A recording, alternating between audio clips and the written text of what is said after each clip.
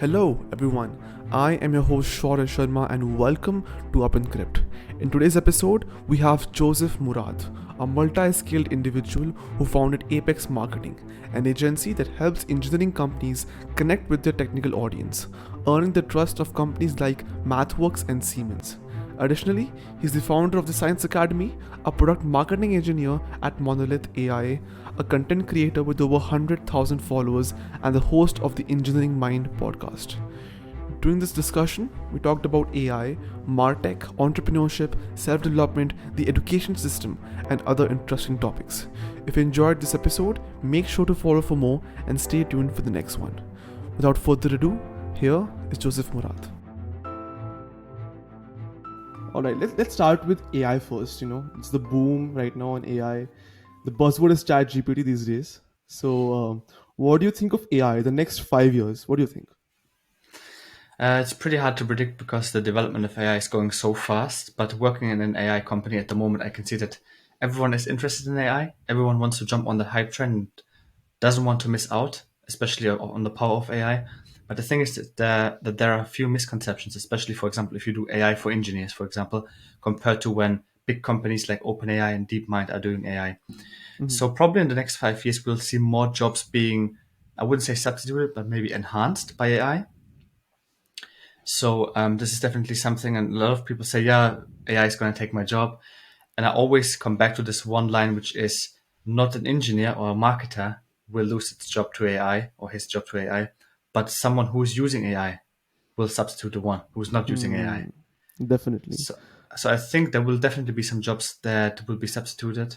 So, for example, SEO work or website work, you can just code something very quickly by using ChatGPT, for example. But at the end of the day, I think it's just an augmentation tool, so it makes us more efficient. But on the other hand, other jobs will also be created. So if you Right, think back right, into right. the past, nobody would have thought about this thing called a streamer or a YouTuber.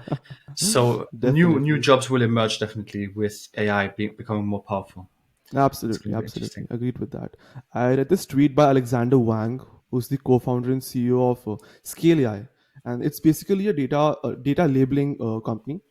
Hmm. So he said this great thing that there are decades where nothing happens, and there are weeks when decades happen, and That's a good that's with one. AI right now because you Hmm. don't know. Last week I read this news about AI where it's replacing VFX artists and then Hmm. UI UX artists, and I don't know what next.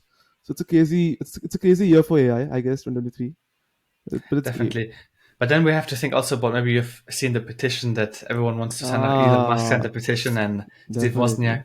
I don't know if that's really a thing we should strive for. Obviously, every technology is being abused to some extent at some Right, point, so you right, right. can't really avoid it. You can have policies in place, but there is this sentence saying, "We learn from history that men don't learn from history." So Hmm. you can avoid it as much as you want. At the end of the day, Right. humans just abuse technology at some point. So They will you can absolutely. try your best to make sure you use it the right way and do the Right, best. right. Right, because I guess OpenAI has already made ChatGPT 7 and they're keeping it right now from the public because otherwise people will get scared about AI and ChatGPT. I guess that's Yeah. the thing. But yeah.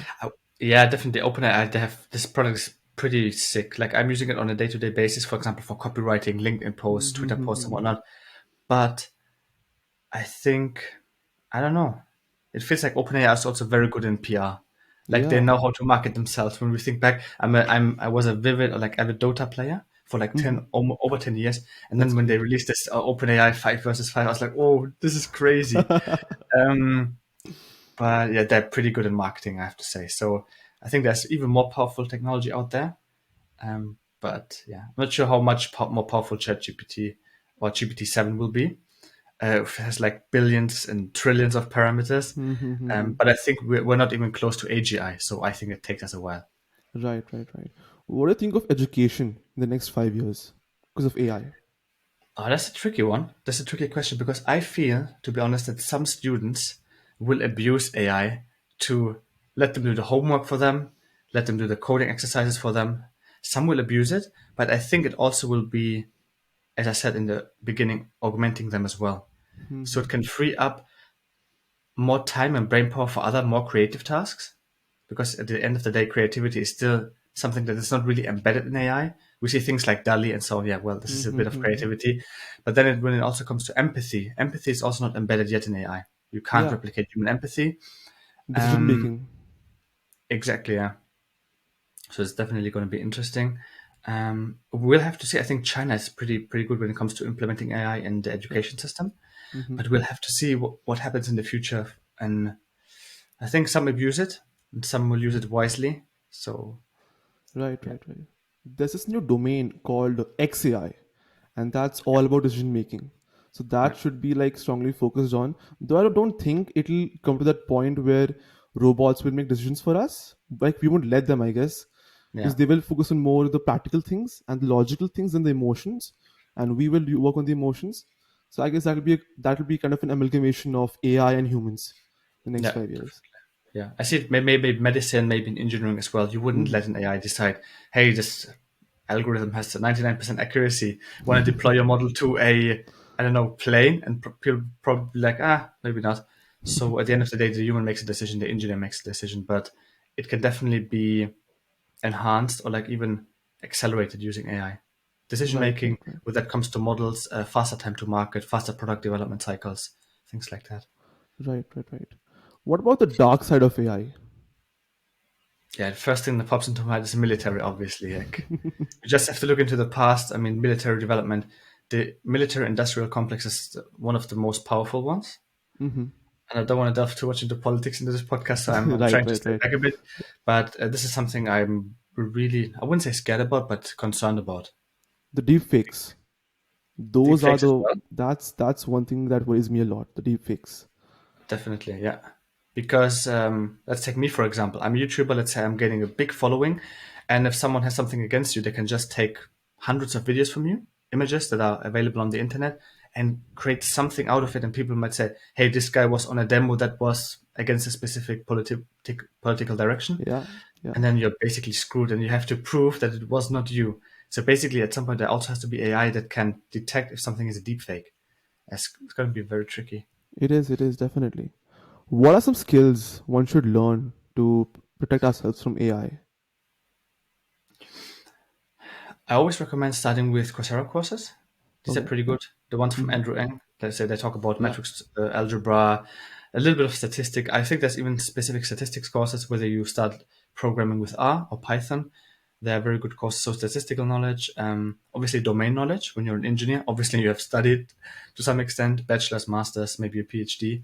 So that's definitely helpful. And I think what we see in the future is also that the skill level or the skill areas of engineers will also increase. For example, some decades back, engineers didn't have to code. It was solely Hmm. the job of a programmer or a coder or software engineer to do a specific task. But now engineers have to prototype things very quickly using MATLAB or Python or any other language. And now they have to also be knowledgeable about AI. So how does an engineer upskill themselves, or maybe the company enabling engineers to upskill themselves in terms of AI? Because at the end of the day, if we as a company, for example, if I'm a boss and I want to upskill my engineers and I don't upskill them the way I Hmm. should, then they might search for another company where they Hmm. have better opportunities to work on this amazing technology. Right, right, right. Yeah. So you have done your bachelor's in mechanical engineering, right? And Correct. Bachelor's and do you masters, yeah. think degrees are worthless these days when it comes to building stuff? Yeah, I think you have to differentiate because if I said it and someone listens to the podcast like, oh no, not every degree is useless. Yeah, yeah, yeah, Of yeah, course, if yeah. you study medicine and engineering, you need the degrees. Otherwise, you Absolutely, can't absolutely, practice in absolutely. real life. But to be honest, I feel that degree is not something that, or not having a degree is not something that should hold you back of creating something. Hmm. Because I feel a lot of people have this imposter syndrome. Oh, if I don't have a degree in, I don't know, software engineering, I can't be a good coder. Or if I don't have a Yeah. degree in mechanical engineering, I can't build stuff with my hands, which is not the case. At the end of the day, I see even my degree, master's degree, which I worked hard for and everyone else as an engineer worked hard for, it's just a piece of paper. So if you base your ego based on that paper, it's a bit weird, I feel. Yeah. So just go out there, learn some new things. For example, I recently learned about Power BI. So do Uh-huh. some statistical or like calculations in finance. And I was thinking, well, I'm an engineer. I should actually do Power BI. But I was like, hey, let's learn a new skill. Why not? So I think it's also the open-mindedness when it comes to learning a new skill. So don't let the degree hold you back. Or maybe if you have bad grades in uni, I was like a C student in my bachelor's. I was like, but I Yeah. still learned skills, other skills on the side. Right, right, right. So much more valuable. So I'm a big proponent of being a generalist rather than a specialist, but that worked for me. Especially because I founded a company now, marketing agency called Apex. Right. You Yeah. have to be a generalist. You have to be the sales guy. You have to be the marketing guy. You have to be the CEO. You're hiring people. You have to know also the marketing knowledge plus the engineering knowledge. So for me, it works very well to be a generalist, to do many jobs simultaneously. Right, right, right. Do you think that so we have AI at one side and we have robots. Do you think everyone in the world will own a robot someday or a robot companion in their homes? Brings me back to the movie iRobot. I robot, yeah. But then you know what happens in the movie, and I don't know. That's chaos. Maybe it starts with a simple cleaning robot, but even then, it's a Hmm. bit. There's this kind of conspiracy. If you have a cleaning robot at home, they're gonna scan your home map and then basically know how Right, your home right, looks right, like, and then makes it easier for hackers to know where is what in your home, right, how right, your right. home looks like, and then combined with your phone, they could even hack your phone and then taking images from your home, for example, activating the camera plus information from the robot. They could basically know where everything is. Mm-hmm. So how do you? Yeah, I think maybe it would be cool, definitely, to help a robot support maybe instead of having a dishwasher, having a robot maybe doing the work for you. But I think it takes a couple of years, maybe 50 to 100 years, to really have a human-like household Right, robot. right, right. Any domains you feel with AI once they're combined, it'll have a huge impact. Like Web3 and AI, something like that. You think will have a strong impact on the world? Yeah, I'm definitely biased here because as I work in a company called Monolith, based in London, who do AI for engineers, already see the impact. When companies implement AI into their tool stack, you definitely see a huge increase in whether it's productivity, time to market, product development, enhancement, like a huge ROI when it comes to product development cost as well. Cost and time savings are enormous. So I think even if you pay, let's say, 20, 30, 50,000 or 100,000 euros for a software that's already pre-built for the engineer, is much better than having a team in-house combined of data scientists and engineers who are not even speaking the same language. This is also a tricky thing. So the AI software that is pre-built or that you're using has to be tailored for the person who's using it. So if Hmm. I'm an engineer and I'm not a data scientist, I know the engineering language. For example, if I do aerodynamic optimization of a new Porsche, for example, then Right. I know exactly what I have to optimize. But if a data scientist, I'm telling him, hey, this is a spoiler, this is the drag coefficient and things like this. Like Mhm. I'm just a data scientist, so I don't care Right, about right. this shit. So an engineer at the end of the day will have to have the knowledge about AI. So it is the synergy of engineers plus AI, but AI that's specifically made for that purpose, which will have a huge impact. So even for marketers, a marketer, for example, can use ChatGPT, but the beauty of that is because they understand ChatGPT. It's just a Right, simple right. prompt. They don't have to work with hyperparameters and oh, do I use Mhm. like this activation function or this one? So Right, they right, just have right. a prompt and can just use it because it has been democratized basically for the market Mhm. for simple people. Right, right, right. Got it. Let's talk about something very different. Let's talk about metaverse. It was on the boom a few months back. Everyone was Oculus and metaverse and Mark Zuckerberg, and now I don't think there's much of hype left about metaverse now. What do you think of metaverse? I think it's interesting. I don't have a strong opinion on that, to be honest. I think it's super interesting. I haven't followed the development of Metaverse recently, but I interviewed a company called HoloLight. They're based in Munich Hmm.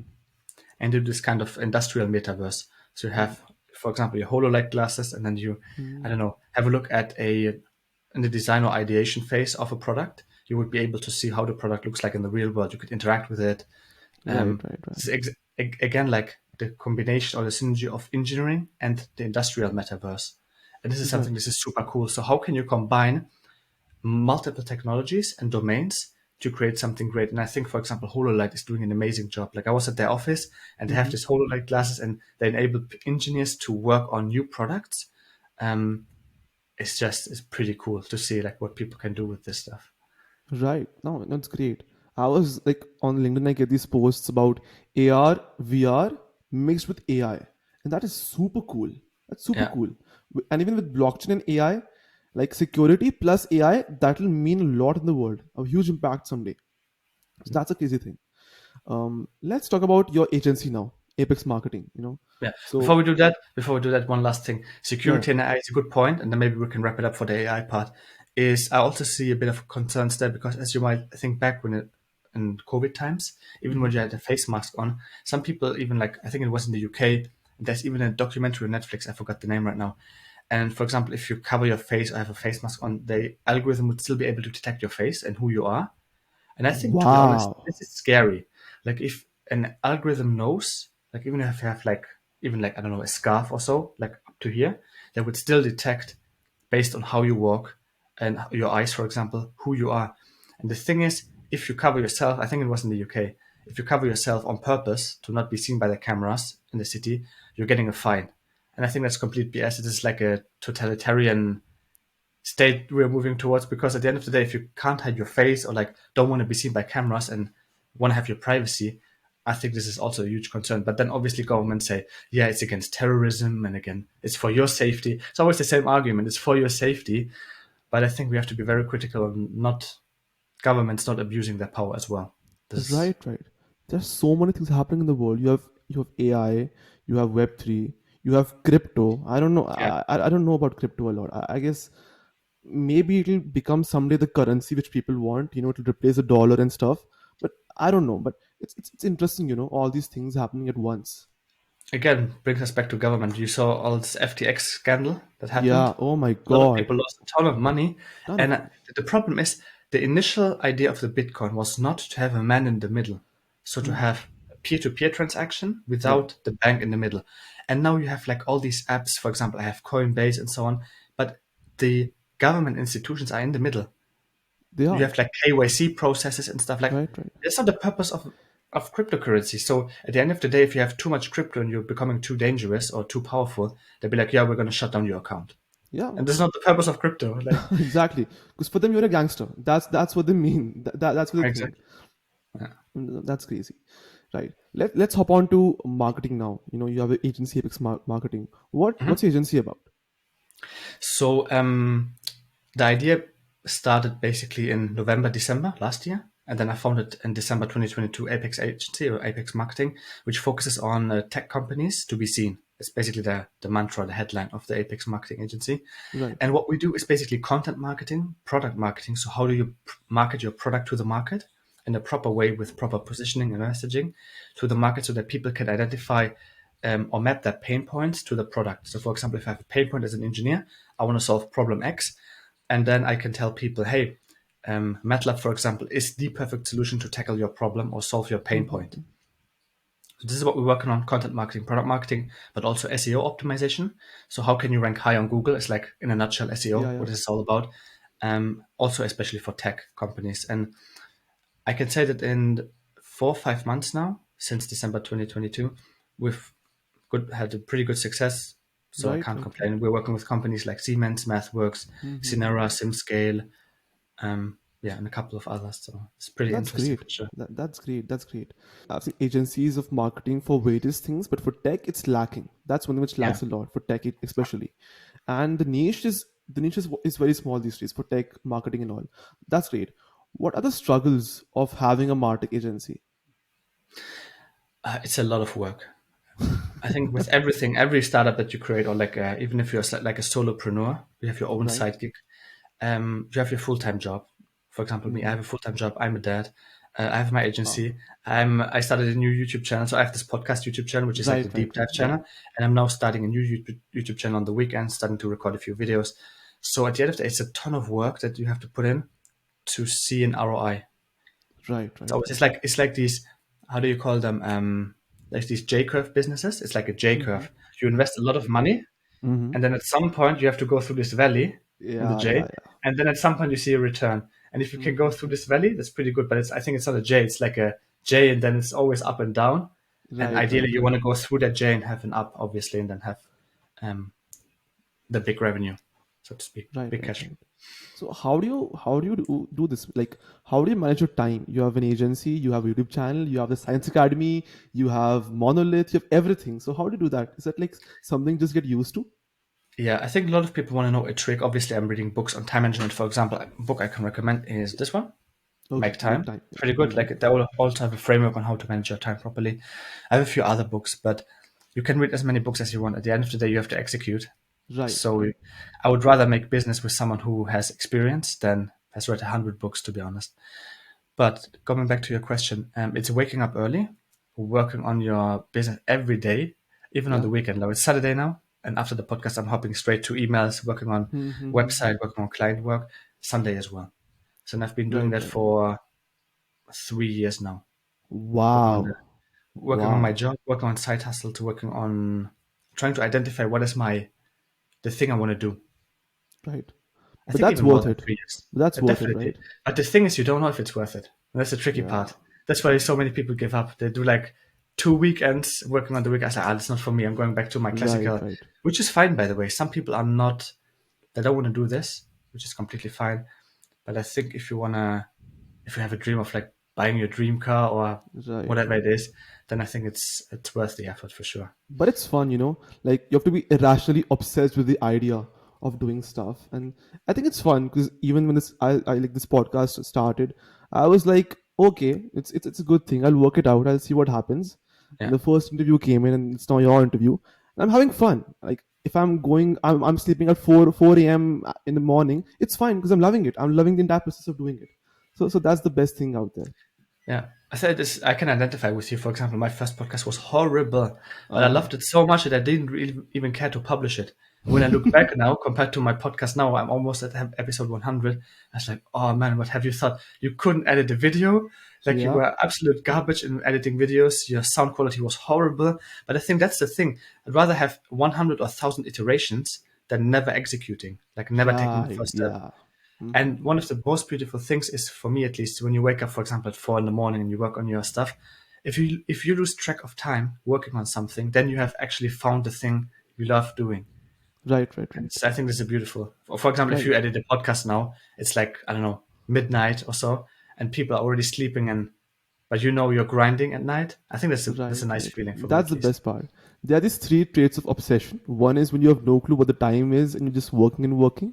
One is you have no clue that you have to eat. That's the second thing. The third thing is when you've forgotten to go to the washroom. The three traits of the three traits of obsession. If you've achieved that, you're rationally obsessed with your work. So that's Definitely, yeah. that's an achievement. Yeah. I think that's what you also see in very successful people, that they are just sometimes also irrationally obsessed with something. Yeah. A lot of people think like, why would you be obsessed about this? But then they are so obsessed with that thing that they're just loving it so much. Right, right, right. Um, what has the amalgamation of marketing and AI taught you? So we're using AI, for example, in marketing as well. So obviously ChatGPT. This is pretty Yeah, yeah. straightforward. But you have other tools like it's called Lex, I think. Haven't figured out what this is all about. Then Jasper, obviously, copywriting tool as well. Pretty powerful. I think it's again an augmentation of my skills, Mm-hmm. because if I just copy and paste what AI is giving me, then it's being penalized by Google, because Google Yeah. knows that this is an AI content piece. So again, my experience is needed, which is good, because otherwise I can close the marketing agency in 1 or 2 years or like 5 years. Right, Um, right. at the end of the day, experience is still needed. So, but it accelerates your work so much more. So you can do a task that usually would cost you maybe 5 hours and maybe two, and that translates Right, right. again into cash, obviously. Right, right, right. Any point in your journey of opening the agency, like any point which came and you were tremendously happy, you were like, oh shit, now I'm happy. Now it's going on. Now I'm feeling it, the thrill and everything. Any point in your Yeah. journey of doing that? That's interesting. I think that's super interesting for people to also listen to in your podcast, is that when you have the classical engineering job, you maybe earn, depending on where you live. Let's say you live in Europe, in Germany. Classically, when you exit from uni, you earn around 45 to 55,000 euros a year. Right, So that's around, I don't know how much is that per month, maybe like three, four, and then obviously before tax, before everything else. And then I think the tipping point for me was, or like the mind change was, and I've taken also a ton of courses online, by the way, so it didn't come without any effort, is when you hit like the first 10,000 euros a month. I think this right, is right, changing your mind. Obviously, my goal is like to scale up to 50 to 100,000 a month, which is right, insane. right, Like right, in my mind, this is now like utopia, because this is a ton of money that you can work with. right, right, right. But if you limit yourself, I've noticed, if you limit yourself, like I want to only earn 10,000, you're never Hmm. going to earn 10,001 euro. Never. Yeah, Because your yeah, mind, people think, hey, this is so stupid. Like, why this whole mindset thing is like just Tony Robbins talking about something. It's not what I'm talking about. The thing is also you limit yourself, and this is really true. Because think about this: when you dream, for example, if you have a nightmare, and then you Right. wake up all sweaty. So the mind is connected with the body and your actions. So the Right. mind Yeah. makes things reality, although they're not reality. So why are you Hmm. sweating? It's not even reality. It's all in your brain, but the brain makes it believe that it's real. So if you make yourself believe that you can earn 50, 100,000, or even more a month, which engineers don't even earn in a year, then this Yeah. is pretty life changing. And then once you hit the 10,000 euro goal, you want to, of course, hedonic treadmill. You want to, Yeah. 10,000 becomes normal, 20,000, 30,000, and so on and so forth. So this is also very critical because you also have to stay happy, what people call happy, whatever Right. that Right. means. Because if you tie your goals to like revenue, or I want to buy this fancy car, or I want to buy a house, then your motivation just goes, yeah, Right. Right. That's downhill. true.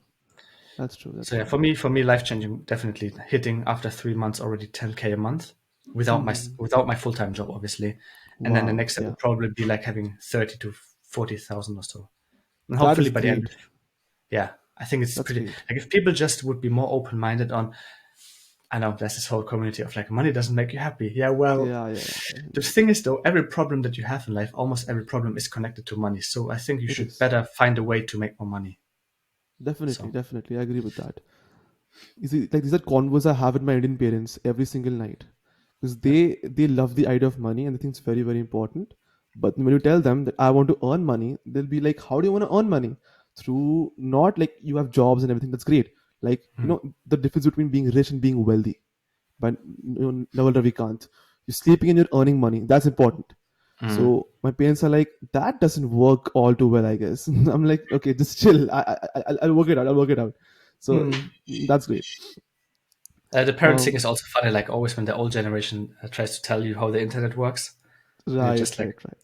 Every but it single also day. depends on really what you do. If you have a marketing agency, usually it's kind of a trade of time versus money. I mean, you probably Right. have read like the Almanac of Naval Ravikant. There's I different have, types of yeah. labor, and Right, then right. input maps directly to output. So you're basically trading the Yeah, time yeah, for yeah. money. Mm-hmm. So you have to find a way, for example, building a SaaS company or having a YouTube channel that Mm-hmm. generates so much money in your sleep, but that needs momentum. That needs at least 2 or 3 years of Yeah, work of absolutely. upfront investment, and this is a ton of work. But then once the ball is rolling, you have enough momentum, then you can basically earn money in your sleep. Definitely, definitely. All right. Coming back to agencies and all, Mhm. what is Monolith AI? So Monolith AI, I've been working for them for over a year now, and Monolith AI is doing artificial intelligence for engineers, and specifically in the test segment. So we're not working on so much on simulation. This is what other people are doing. So for example, let's say you're in the wind tunnel. Right. You have a brand new BMW, for example, electric vehicle, and Mm-hmm. you go into the wind tunnel, which costs like tens of thousands to hundreds of thousands of euros every week running that wind tunnel. A Right, lot right. of energy also involved. And you have a rim design, for example. You have Mm-hmm. different types of rims, and the rims obviously affect the drag of the car. Right, right, So, right. how performant is the car? How aerodynamic is the car? What you want to do is you want to have different types of wheels generated by AI, which can Mm-hmm. instantly predict you the drag value of that wheel. So Mm-hmm. before you go into the wind tunnel, you want to get basically an output from the AI algorithm telling you this type of rim design has this drag coefficient, type B has this type of drag coefficient, and type C has this scalar value of a drag coefficient. Then you exactly know as an engineer, okay, A, not good. B, maybe good. C has the best one. Let's take rim design C, manufacture Right. it, go to the wind tunnel and test it. Okay, good. Okay, basically done. Saved myself 2 tests, probably even more because I do hundreds of tests every year. So this is, for example, what you can do in terms of generative AI. So using something called an autoencoder, which is based Mm-hmm. on working on 3D geometry. But then if you work on a classical spreadsheet data, sounds super simple, is not.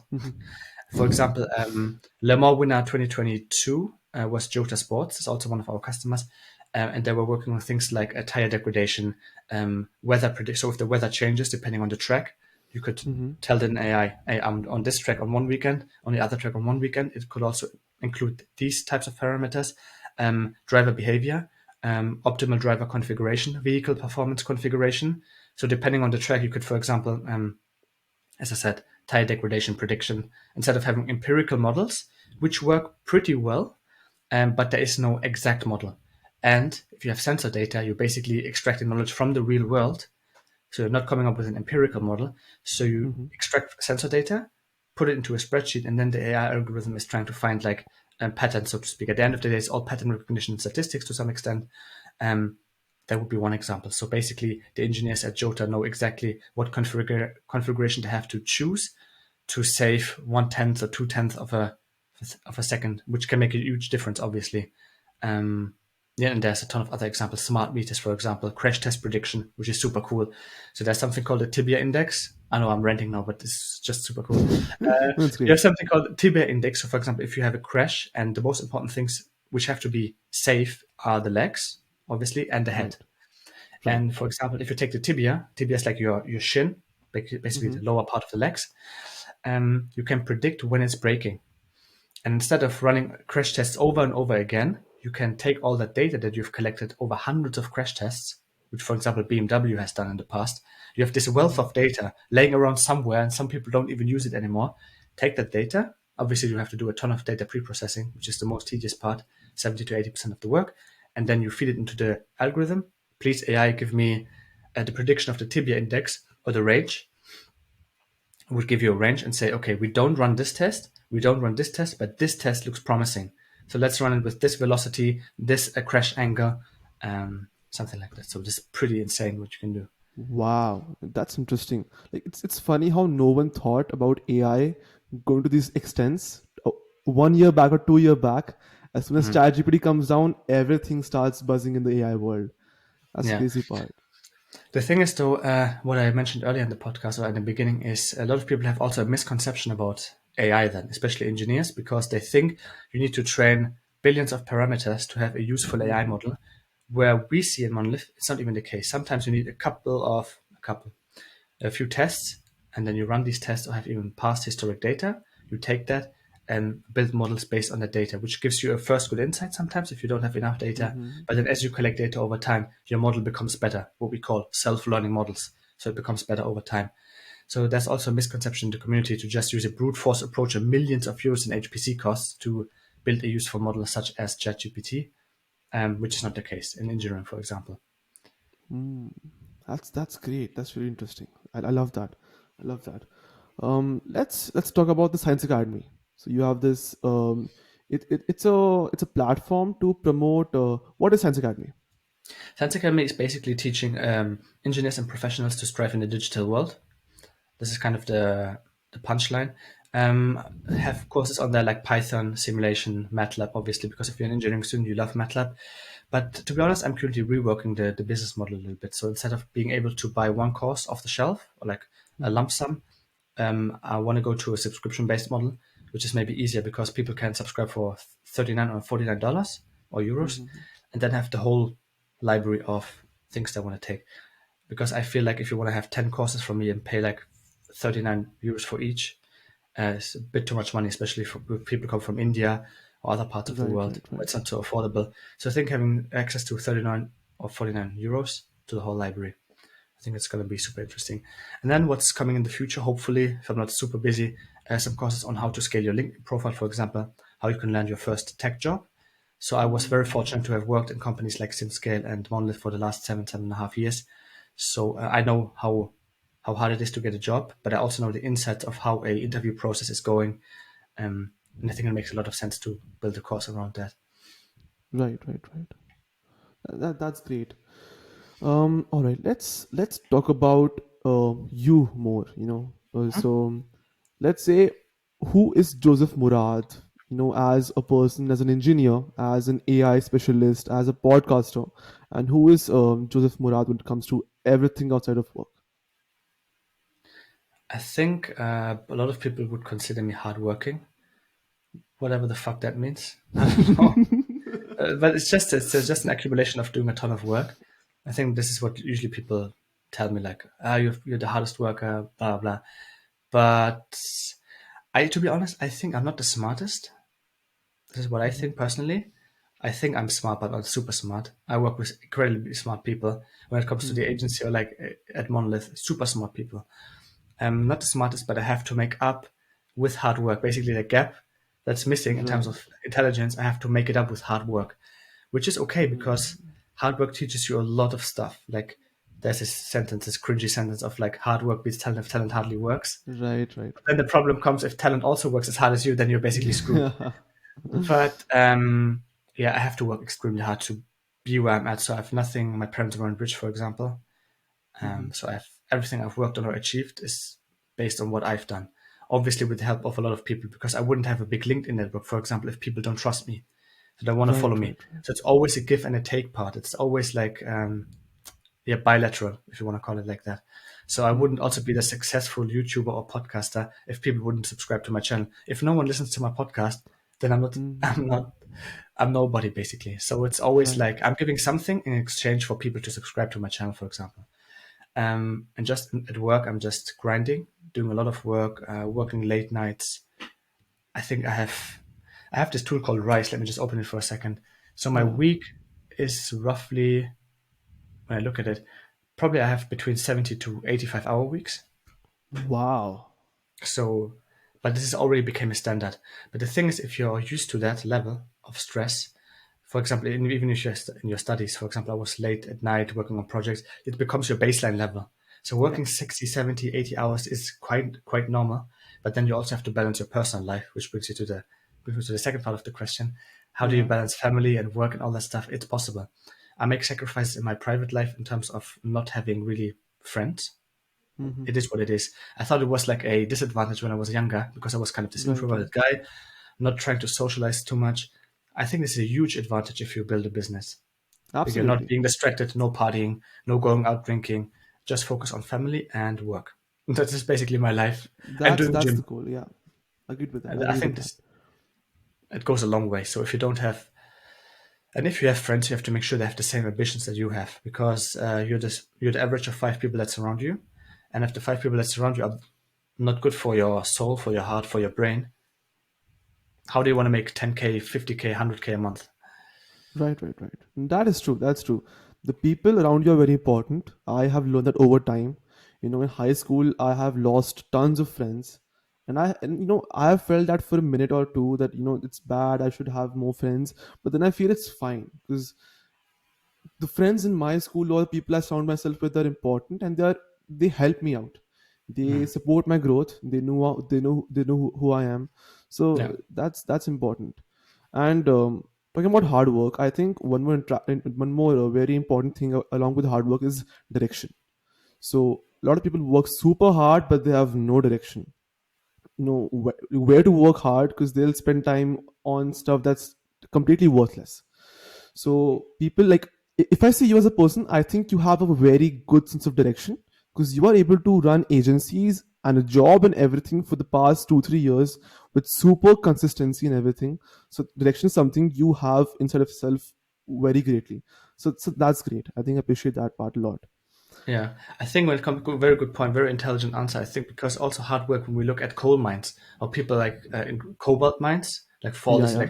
electric vehicles which are carbon neutral, working in Right, cobalt right. mines, they work super hard, but they're not wealthy by any Yeah. means. So either they don't have the options. They were born maybe in a different country, which didn't give them the opportunity to become wealthy or rich. Um, so again, it's hard work doesn't count alone. Obviously, it's also a matter of circumstances like your intelligence, location, Yeah. education level, and then obviously status. What's your status in society? Obviously, an engineer Absolutely. obviously in society is more respected than someone maybe who's not an engineer. It's just Yeah. how we are wired as humans. And then obviously, when it comes to directions, very good point. This is something where books can become very handy. Yeah. When you read a book like the one from Naval, it's like giving you condensed knowledge in 1 or 2 hours when you read the book, or maybe 3 hours, Hmm. instead of making the mistake yourself, which might cost you a couple of weeks or even years. And I Hmm. think this is you just have to get started. So practice first, do the hard work, and then yeah, do a few books or read a few books on the side. Right, right, right. About hard work. So in back in like in India here, we have this board called the CBSE, which conducts exams of grade 12th every year, and it's like the most important exams in your high school career. That's what it is. So for almost one year, we children, we work extremely hard for these exams, Mhm. and some of us, they get used to this hard work a lot. Because, like, I remember after my board exams finished, I was sitting at home playing. I played video games for like 2 days. I watched Mhm. movies. I was like, "What the fuck am I doing with my life right now? I'm just Mhm. wasting time right now." And then I got back to podcasting and courses, OpenAI, and all that stuff. So you get used to it, I guess. Definitely. Or gaming, I can tell you long stories about gaming. I was like gamer for over 10 years, Counter Strike, Mhm. Dota. Oh And wow. sometimes you get so immersed in Dota, like oh shit, it's 4 a.m. in the morning, I should go to bed. That's That pretty, does but happen. it's a huge waste of time, obviously, but It it is. is It fun. is. So if it helps you relax, I think, in if you game a few hours, for example, a month, I think it doesn't hurt. But if it's going, yeah, too much is not good, definitely. Definitely, definitely. Right. So about books, any books you'd recommend to people about self-development or business books, or any miscellaneous books about computing and engineering? Anything you'd recommend to a person? Yeah, definitely. Obviously, we talked about the Almanac of Naval Ravikant Yeah. is one book. There's one from Sahil Lavingya, The Minimalist Entrepreneur, I think it's called. All Then right. Make Time, that I just shown you in the beginning. Yeah. Jay Knapp and John Saratsky is one. And there's a ton of other books I would recommend. And what's it called? The Unfair Advantage from Hassan Kuba and Ash Ali. All Very right. good Yeah. book. Also, they had a Google talk recently. Hassan is a good friend of mine, Okay. and That's he great. also was on my podcast very early in my podcast. And since Mm-hmm. then, we write each other. Pretty cool book. Definitely, you have to read. And it talks about this miles framework. How it's important that hard work alone is not enough. You have to have this miles framework, which is like money, intelligence, location, education, and status. It's exactly that framework that I was talking about earlier on. Um, Building a Second Brain from Tiago Forte is also something I've been reading. Mm-hmm. Um, and obviously, because I'm using Notion for my agency, which is like a Right. Right. productivity knowledge management software, Building a Second Brain is super helpful.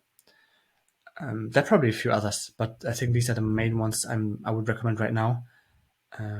Yeah. And in terms of Right. agency, there's a ton of books, marketing agency wise. Mm-hmm. I feel like after reading like a few books on self development and self help, I feel like it's very important to pick the book for a self improvement, because most of the books out there, they're repeating the same thing over and over and over again, Yeah, yeah, the same point. So to pick out those books which can add something to your life, it's very important. And same goes with finance. A lot of books are revolving around the same concept: assets more, liabilities down. The same concept in like a complete one book. So it's important to do that too. That's yeah. The those are great finance book books. is always funny. I've posted it on Instagram, got a little bit of backlash regarding that because every finance book is telling you, hey, if you have $10 every month, invest it into a S&P 500. It's like, if you invest $10, you're gonna be rich, quote unquote, when you are 60. Like, Yeah, how the fuck do you want to enjoy life when you're 60, exactly. 65? What the fuck is that? You have to Exactly. work primarily on increasing your cash flow, like your Right, right, income, right. before you invest $10 in invest the $10 in a course, increase your Exactly. skill, and then Yeah, offer that yeah. service as a to someone else, to a business. So It's investment doesn't make there's sense. this there's this thing there's this saying which is create what you consume most. So Yeah, if you consume social media most, create something on social media. If you consume courses a lot, make something on courses. yeah, So that's important. Do that a lot, that's I pretty good. guess. Definitely. All right. So you have a massive, massive following on LinkedIn. For me, Hmm. massive following because I have So Hmm. how was the journey of building your following from zero to 150K plus on LinkedIn, and Instagram and Twitter and all those areas? I think it was just at the end of it, there's no magic formula. Obviously, I'm using specific systems.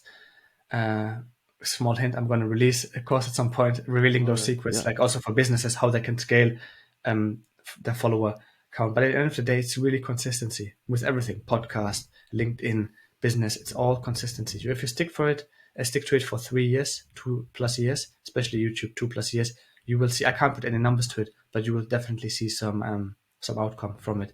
And I've been doing LinkedIn now for 3 years, posting every day. Even when I had COVID, I was posting no day off, and this is Yeah. how I got 110K followers. So this is basically the secret sauce.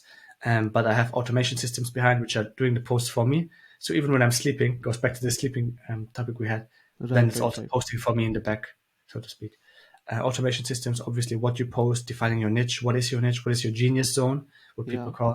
And because if you post just random stuff, which I see a lot of accounts do, people would identify with you as the account who posts random stuff. I see also accounts who have 1 million plus followers on LinkedIn, and I don't think they make any I good agree with that. cash out of that. I've seen accounts with the millions of followers, but the content is total bullshit. Total bullshit. It's the Yeah. same thing, and half of the posts are the ones they posted like a year back. Just don't do that. Just make good stuff. So like your content, I've seen you post books, you post stuff on fluid mechanics, you post memes a lot. Those are Yeah. funny. I can't understand a lot of them because I'm not an engineer, but it's quite fun to see that. I think the mix makes it. And at the end of the day, I think something people have to realize, especially if you want to make a living out of your side hustle and want to build the following, likes ain't cash. Always remember that likes ain't cash, because a lot of people get likes and they have like 20K likes and 10K likes, but you haven't made any money out of that.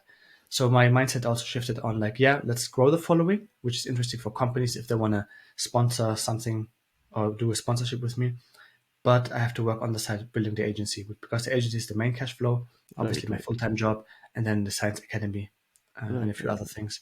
YouTube, for example, is not that lucrative. I can tell people with my main channel, I'm making around 100 to 200 euros a month. That basically pays for my software. And that's basically it.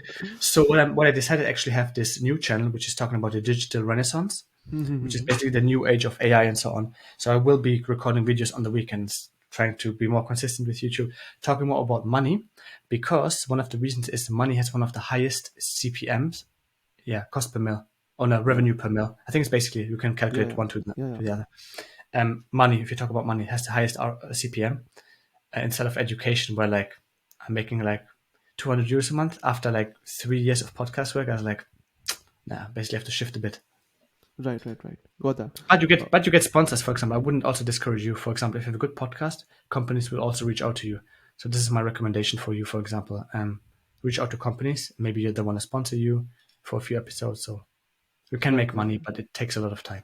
Yeah, yeah, yeah. I get that. What are some areas of self development do you think this generation should focus on? Mm, a dopamine detox is Yeah, primary, because mindless scrolling, Netflix, binge watching shit, alcohol. What else? Porn.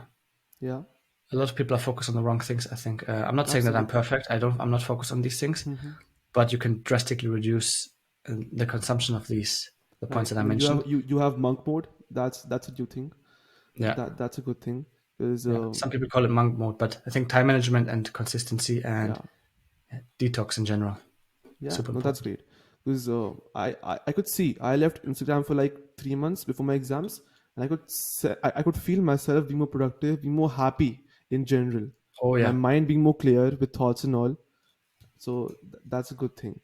yeah. Um, Something I don't recommend. For example, a lot of people, some people follow me on Instagram, and when they see posts like, "Hey, I'm waking up at 4 in the morning. I'm doing all this work," some people they really ask me like, are you really doing it? I'm like, yeah. And then they become like, they feel inferior, which is not the intention of my posts. yeah. But by No. consuming posts every day, just get rid of Insta, focus on doing your thing. Don't compare yourself to anyone else, because comparison is the thief of joy. And I've Yeah. done that in my bachelor's, for example. Oh, this guy has an A and I'm only a C student. I felt so depressed at some point, like not super depressed, but like sad, and I'm not good enough. But once you stop comparing yourself to others, comparison is good to some extent, especially if you're in business, but it can also ruin your brain chemistry. Right, right, right. I get that. Um, so what do you think of the education system of this century? I think it's bullshit, to be honest. Complete garbage. I I think agree. I've had the discussion on LinkedIn before. I don't really care too much what people say in the comments. No, it's not garbage. I'm one of the biggest conspiracy theorists. I think actually that someone has created this in the first place, came up with the idea to just, again, divide and conquer at the end of the day. It's Yeah. really divide and conquer. It's like either Ukraine versus Russia, or Palestine against Israel, or poor versus rich, or black versus white. It's always something. And some people get so sucked into the media thing, and they watch the news, and they ruin their brains with that. And like, okay, if I wake up in the morning, I'm gonna hate this person specifically because he's rich, he's a billionaire, or he's black. It's such bullshit. Because if you really see what governments have done in the past, they don't want you to basically think about the most important things: how to build a business, how to become successful, and how to know what taxes are, and how to work on your taxes, and Yeah. not avoid taxes, but avoid taxes in a legal way. Yeah. And they don't want you to do that. They want you to be a puzzle piece or a small gear in a huge machinery. Yeah. So why would they have any interest in you rioting, going on demos and things like that? Is It doesn't make sense to me. And I tell this to people all the time. They're like, it's just a conspiracy. I mean, if you look into the past and if you look at history, governments have only come up with bullshit. They're not your friend. Right. Right. Right. The tax concept itself is horrible. They came up with taxes back when they were funding wars, and since then they kept taxes. And you basically, if you earn over 60K, for example, in the Netherlands, you're paying 50% tax. Like, what the fuck is that? And then people Exactly. come, they're building roads, they're building cinemas. I'm like, yeah, this is why I give 50% of my salary to the government, and then they fund wars in other countries. Like, what the fuck? No, Doesn't make that, any that sense. is right. It's all a puzzle. That's true. It's all a puzzle. You can see patterns actually. You can see patterns, but we are just too fooled inside the system and listening to people that we don't see the patterns very clearly. And That's also the thing. because plus yeah, it's actually the patterns and all. That is true. Instead of teaching people value, empathy, working on useful things, and not like interpreting a poem or stuff like that. What the fuck do I want with a poem if I run a Hmm. business? So they don't want you to be an independent thinker. They want you to really be molded into the status quo, like into the Yeah. system. Um, yeah, I really don't like the school system. And having a child myself, I really have to think of how I make sure they're maybe a C, B, or C student, but Yeah. they're always working on a skill on the side, like on something on the side. Absolutely. Absolutely. I agree Don't with be that. an A student. If you're a C student, you have plenty of time to work on something else. You can be both. You can be an A student and do some nice projects, but don't be fooled by the school system. We are being taught subjects that make no sense, completely worthless to our future. We're being For taught that example, forcefully. We have stuff like history. Like, okay, history is important, it's great, history is important, but to a certain point. yeah, After that, you don't need to learn history to do everything. And then we have being forced on languages. Okay, if a person wants to learn languages, they can take it, but those who don't want to, don't force them. mm, We need subjects like entrepreneurship. So we have the subjects here in India, entrepreneurship, business studies, but we're being taught the bookish language, which is not relevant in today's time. The conditions we have in today's time, the scenarios we have are completely different. Teach us that. That's more important. definitely. I think coding is, for example, very important, but it depends. For example, back in my school, they were teaching us Delphi. I was like, why would you teach someone Delphi? Like, it's fucking old. So just teach people about, I don't know, Java back then or Python. Yeah, yeah, So it's kind of sometimes it's the topics are useful, but things like mathematics, obviously physics, so having really the fundamentals to get yeah, them right is very important. Um, but I don't know. I feel it's outdated. But they don't upgrade the school system on purpose. Obviously, they want you to be a worker. yeah. It's back from the very old days. They want you to be a worker, work your 9 to 5, pay taxes, shut up, don't be against the government, and yeah, just clap in the hands when companies change their flag in their profiles on LinkedIn. Absolutely, I agree with that.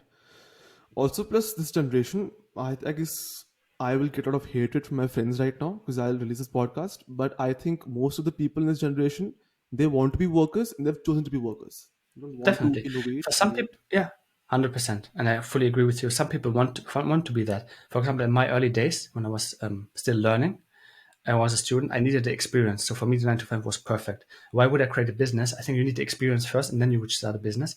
Saves you a ton of time and failures. Um, but some people have chosen to do the 9 to 5, which is, I think, if you think about it, I've thought a lot of times of waking up at 4, working on weekends. It's like 9 to 5 is pretty comfy. The Mm-hmm. weekends are free. You can do whatever you want. You spend your money, your hard-earned money, and then on Monday it's the same shit again. Yeah, Friday you're happy that it's weekend, 2 days of weekend, and then Monday the same shit, it's and it it's goes. it's the salary. That's the drug that they are That's the giving to bribe. you. That's the That's the bribe. bribe. I see this to my parents and they're like, "Shut up! Don't talk about this." I'm like, "It's true. It's really true.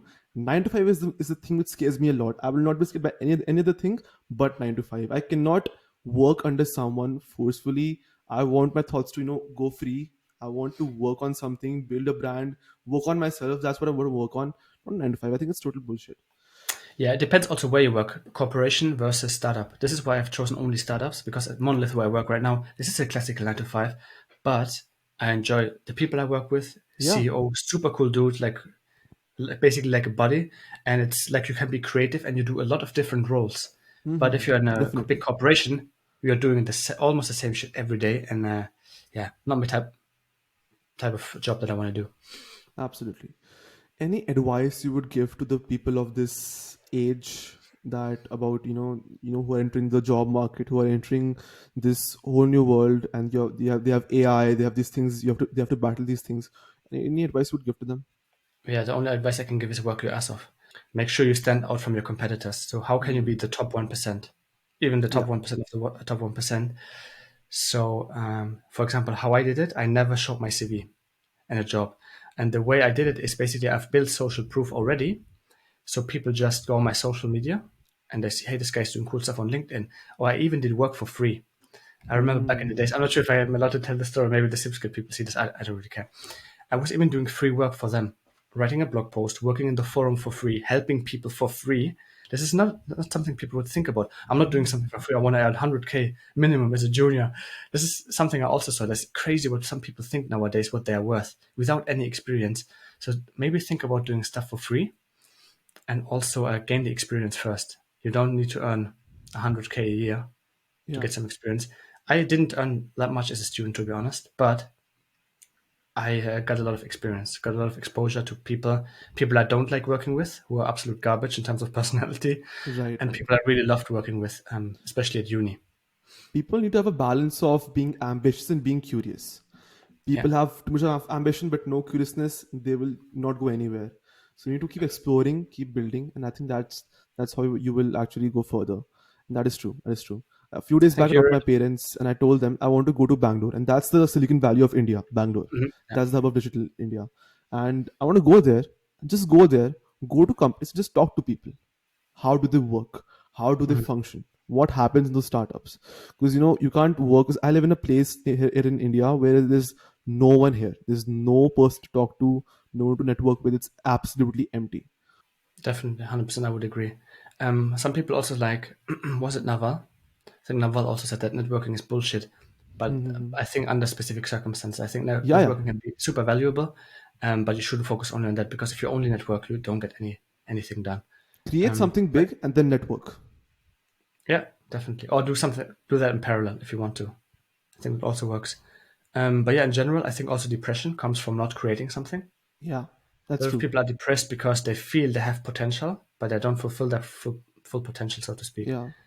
When I like introspectively, when I think about when I was down or depressed, it's always when I don't work on stuff that inspires me. Hmm. Always, it's this single like denominator. Is like if I don't work on something that fulfills me, or like that's hard where I'm struggling, I don't have purpose. And if I lack purpose, I'm becoming depressed.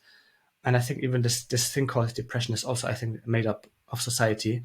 So yeah, if you're depressed, you can't heal it. You need tablets, medicine. You need a psychiatrist. You don't need that Hmm. bullshit. To be You honest, this is don't. my personal opinion. Maybe there's specific types of brain chemistry that a few people Hmm. have, which leads them to being like suicidal and things like that. I'm not talking about these people, but most of the people who say I'm depressed, they are just either immersed too much in social media Yeah. and they see how great other people do, and then they see their own unfulfilled potential in others, which makes them depressed. Hmm. Right. This is So my before you hop hypothesis. on to medicines and therapy, try something out which fulfills you. Like you said, go to the gym. Just go to the gym Jim? once, Yeah, just Jim. Yeah. once. Because I know back in 10th, I had my left knee completely blasted. I had surgery in my left knee, and I was the most depressed person in the world at that time. I was obese, very obese, and then I went to the gym for a few months. And I saw myself getting better, getting better, getting better. My health improved, my mindset improved, emotions improved. I stopped using bullshit apps. I stopped Instagram. I listened to Jocko Willink. I listened to David Goggins a lot, and Mhm. these people helped me a lot. So that matters a lot. Yeah. But the cool thing about you is you listen to these people, but you actually execute it. A lot Yeah, of people listen to this motivational bullshit, but they never execute. So yeah, a lot that of is people, important. 99% never execute. The masters Yeah, usually they only consume. They're not producers. They're only consumers. And you have to right. make sure that when you're a consumer, you also have to produce. This is something you talked about earlier. So Yeah, what you consume creates something from that space, so right, to right. speak. No, It's the absolutely. best thing. One thing more I think you bring to the table is you have a personal brand now, Jousef That's true. Murad. That's true. You have to pay attention though, especially on LinkedIn. If you post like political BS or things like that, you can. It takes a lot of years to build something, and it takes only like a matter of seconds or like one shitty post to ruin a lot of it. So, for Yeah, example, I've worked with a lot of companies, and at some point, if I post something against politics or like proxy wars or things like that, that might cut ties with me. But I'm working on being not so dependent on these. on these clients to work something that is not associated to my brand. Right. The people don't know this is from me, and then still have cash flow basically coming in, because I think sometimes I have a very big mouth, not too much on LinkedIn, but especially on Instagram, talking about politics, COVID, pandemic stuff. And so if people still haven't realized that the government is not on your side and they're planning things that will ruin your life, then I can't help you anymore. Like if you haven't seen like what happened in the past 3-5 years, and then also didn't listen in history classes what we talked about, this is why it's so important to have history classes. The same shit that happened back then with other people, let's say, the same psychological thing happens today. Like focus on one group, tell the group did something, and then basically the whole world hates this specific type of people, this group. I don't know, just don't fall for it, man. It's so easy to fall for like hating, for example, one specific example, hating Russian people or hating Chinese people. When COVID started in America, some Chinese people were like punched in the face on the street because people were thinking COVID came from them. I was like, are you fucking retarded or what? Like you have consumed so much media that you've already been brainwashed that this person is the founder or like the creator of COVID. I was like, what the fuck? And same with Russia. Why would you hate Russian people? Germany, for example. I was living in Germany. One of the reasons I left Germany, they were hating on Russian people. Don't buy from Russians. Don't buy Russian products. I was like, how do you sanction them? At the end of the day, they didn't even sanction Russia and they didn't even hurt them. They hurt themselves. The West and the US dollar, they got a big hit. And like the ruble is doing incredibly well, as we can see. And I'm not even lying. Just look it up. So people are telling all these lies, and it's amazing to me that people fall for this still. Right. Even having education, they have an academic degree sometimes, PhD level, and I'm like, okay, this is why I think the degree doesn't mean jack shit. Right. The word is value. Teach value, learn value, give value, because that's how you will actually come together as one. The word is don't value, hate, and that's important. And don't hate other people. Like honestly, have kindness. That's what Lex Fridman says a lot. Be kind. Definitely, 100%. Be empathetic. Yeah, that's important. Thank you so much for doing this. Thank you so much. It really means a lot. This was the best conversation I've had in my life the past 4 years. I'm telling you. That's cool. Yeah, glad to hear that. Let's hope we're not both getting cancelled. Absolutely. That would backfire. No, absolutely. Thank you for doing this, man. I appreciate that. Sure. Thank you. Anytime. Take care, bud. If you've reached this point, thank you so much for tuning in. If you love this episode, don't forget to go follow and rate the podcast. I am your host Shouryaa Sharma, and I will see you again very soon. Out.